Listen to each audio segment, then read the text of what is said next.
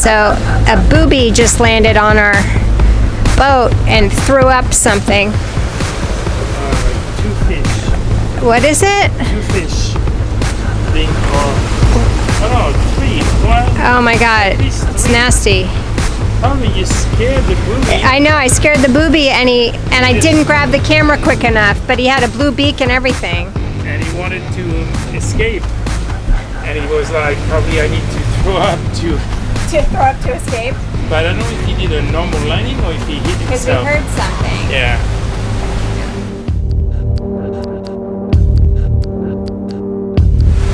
Let me show you what's going on.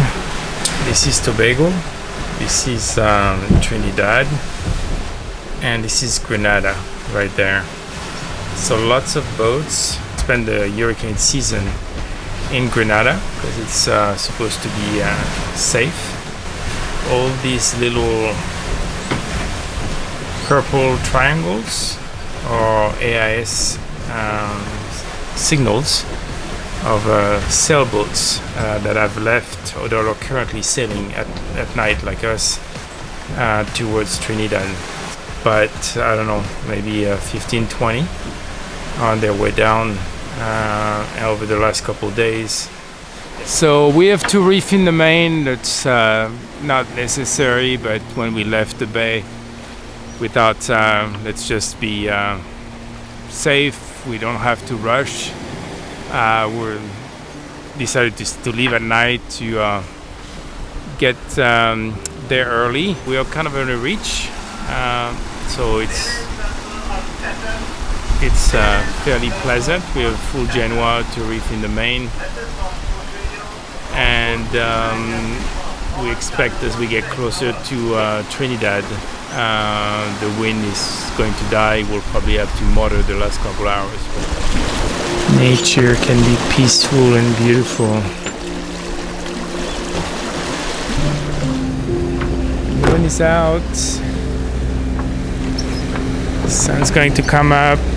And today is Holly's birthday. So happy birthday, Holly. Check this out. I ordered a sunrise for Holly's birthday. Holly, you like your birthday present? The sunrise? Yeah. I'm waking up. You're waking up? Yeah. Thanks for letting me sleep. That's your birthday present too. Thank you. I know, you didn't get me anything. You let me sleep. I love it. What's your plan today? I'm going to have some coffee. That's my plan. Okay. Okay. The coastline of Trinidad, the northern coast, is beautiful. Very green. Lots of trees. Wow, look at this rock. I don't see all the boats coming from Grenada yet. Pretty spectacular entrance. Look at that.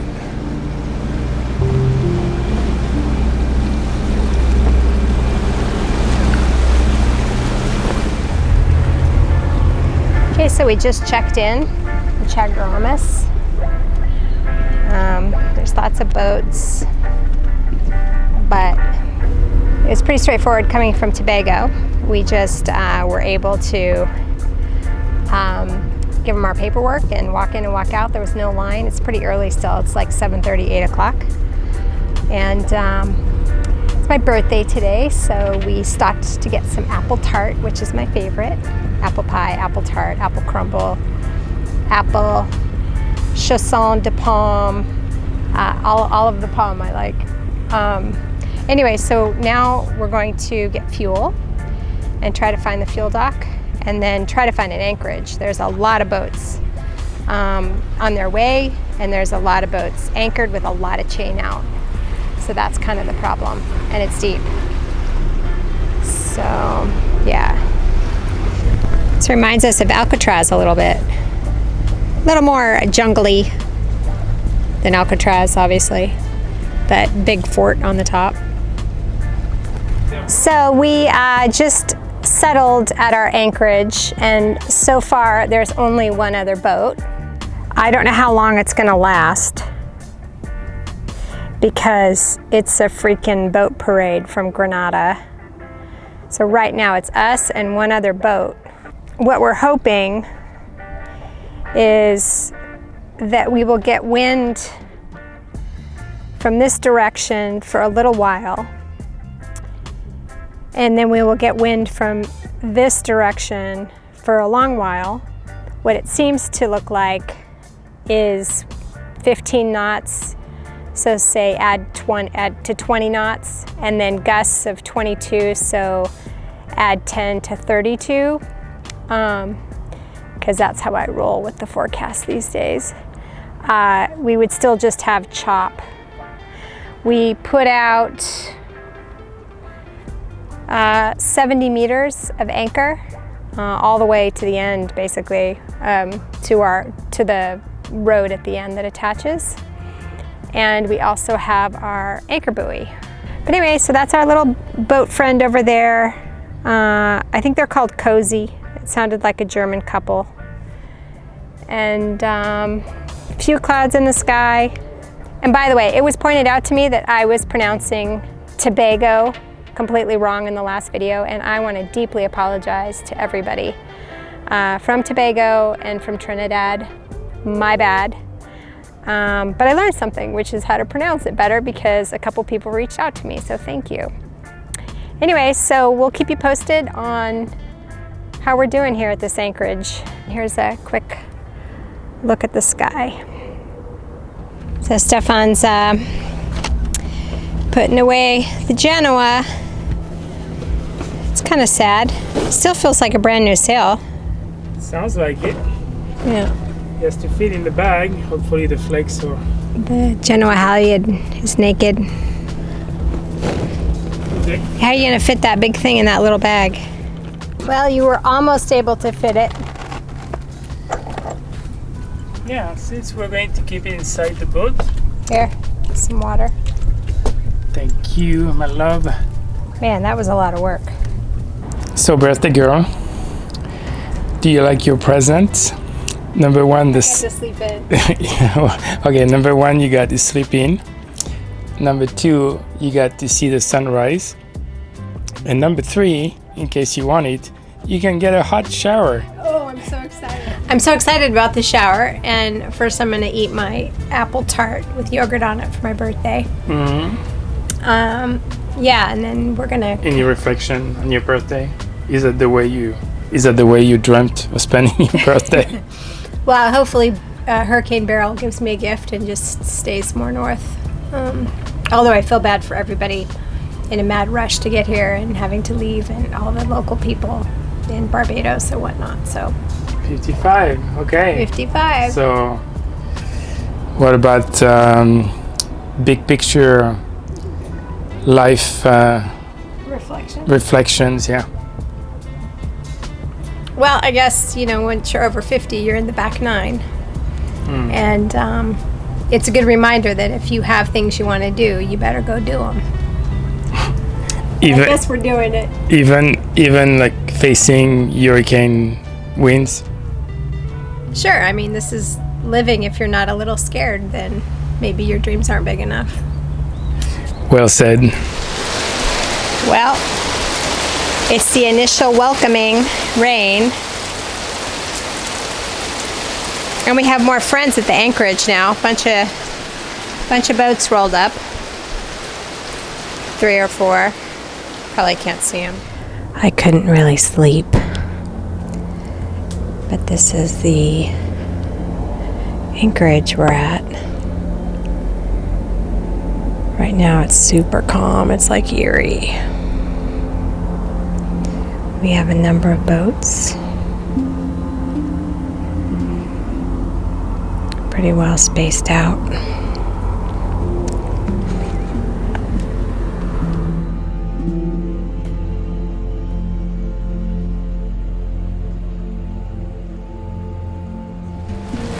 So the storm is right over the top, and these conditions aren't too bad.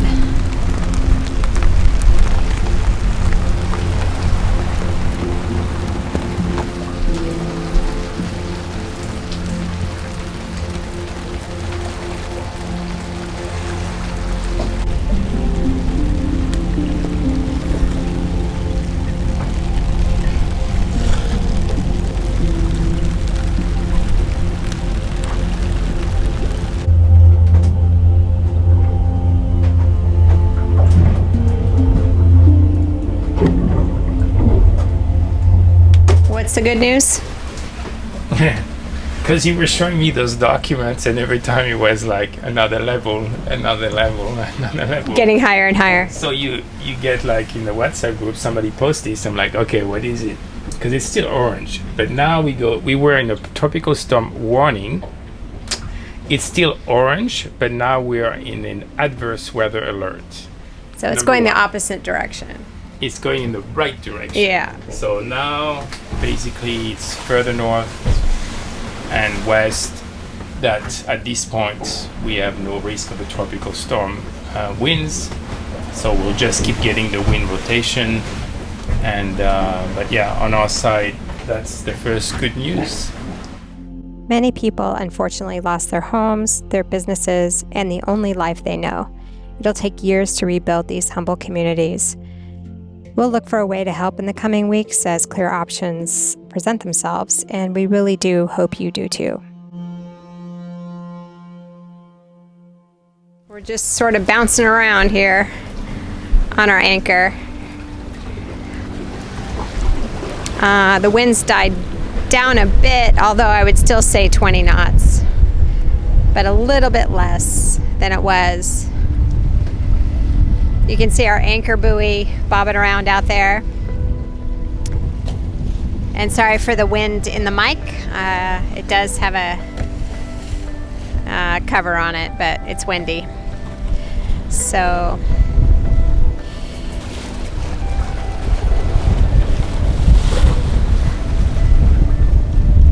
some waves breaking over there. Bit of surge.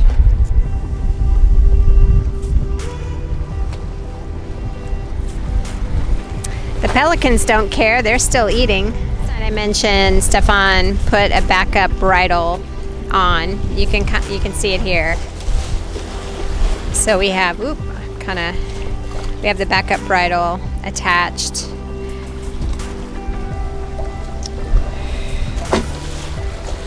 Hopefully we won't need it, but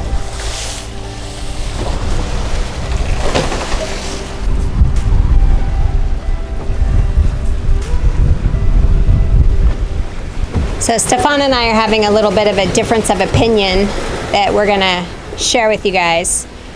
It's not for the sake of creating drama, it's actually just an honest difference of views that probably happens a lot on a boat, and a good example. It has to do with a little bit of surge or wind swell, and makes the boat kind of do a rocking horse motion at anchor. You can see on that other boat there. And that's what it's doing for us. The fear on a monohull, for example, you can see this monohull, is doing the hobby horse enough where you bottom out.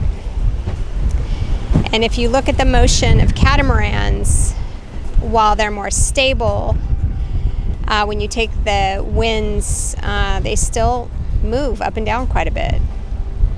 So my concern is always having enough water under the rudders. And that's what this little discussion's about.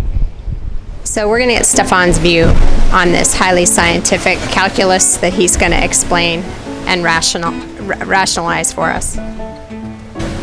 For the rudder, which seems to be a concern, to touch the bottom, it will really take a lot between the bow and the stern. The waves are like doing this, so we go like this. So, like, the best way I can explain your reasoning, or is like it's like the worst scenario. If we were sitting on top of the rudder with no water line, I'm on the rudder and the rudder post, and I'm sitting here. Well, yeah, we're going to go down 1.5 meter. You're going to go back up and go down. So, in this case, there will still be water under our boat anyway, because we have 3 meters of water. So there'll still be like 1.5 meters at least. But to me, it's not a concern because we have the water line the stern goes down, but it also goes up. So whatever that variation is, we only go half under the water, which is like plenty of water, like no risk. The risk to me is more like we have enough chain, we have 60 meters of chain, but if you didn't have the scope because there were other boats, then that will be the risk. The bow goes up and down, and now you're putting at a different angle on the anchor. So as you worry about these, I mean, I'm not worried about it here because we have enough chain, but if we had shorter scope because we're in a tight anchorage, that would be the concern. Then you dislodge the anchor. None of those are concerns to me. But this was a concern when we anchored the boat, if you remember. I was like, I would like to have a little bit more water underneath, and we still wanted to sort of anchor in shallower water. And I know being close to land is good because when the wind comes from the land, you want that. It's always trade-offs. Yeah, we anchor here. We know we're in the open for the wind coming from basically northwest to south. So there's the fetch, the waves build up, and we're still in the 3.5 meters of water. But if you film the shore, the waves are splashing. So we knew it would be uncomfortable, but the stronger winds and the longer winds will be happening during the night. And then we knew this will be happening during the day, so when we can see stuff, if worst case scenario we have to re-anchor or move, we have daylight. So our strategy was to make sure you have a good night's sleep tonight. Okay, so I'm going to explain how I think about it. So if you look at where we're anchored and the spots on Navionics, the dots that I drew to show our radius, the worst case scenario, if the wind is coming from the direction actually it's coming from now, and the boat is as far as it can go out from the center of where we put the anchor down, it says on Navionics we will have potentially 1.5 meters of water. So if we have 1.5 meters of water, by the time you do all the math with the tide, the swell, the draft, in worst case scenarios, there's not enough water, the end. So that's my logic and why we have a difference of opinion. We don't have enough. So Stefan thinks that the 1.5 of the swell, as he was saying, is the boat will never go that much. But I don't know, I'm looking at some of these boats and I'm like, they're certainly moving more than 1.5 meters. So that's where we have a difference of opinion. Any other comments you want to make over there? The peanut gallery? If you had like the perfect or the length of a boat, and we would like, or bigger, so we would basically go up and down with the waves, yeah, maybe like I would get more concerned if the waves were less like that big, but it's like sharp, it's like short waves close to each other. So there are a couple of those under the boat, so at no time we were like, So it'll be nice when it stops. Yeah, so we could stop the debate. Because even when we were anchoring, I said, hey, why don't we move out just a little bit? And, Stefan's confident. So he's like, we've got this. And I just personally, I don't know how much I trust Navionics. I don't know how much I trust the models. And giving a little bit more space to account for the potential error, to me is just less stressful. So then I don't have to sit here and like do all the calculus and worry about it, and we don't have to argue about it for hours and hours. Like that's the benefit to you, is if you literally anchored out a little bit more, we would not even be having this conversation. And then again, like now if you're like further out, like maybe you have a 0.5 meter more because it's pretty shallow, that area. Shallow, I mean. And the mic's really far away, so I hope no one can hear you. I'm just saying, you can do that, but then you will also have to re-anchor.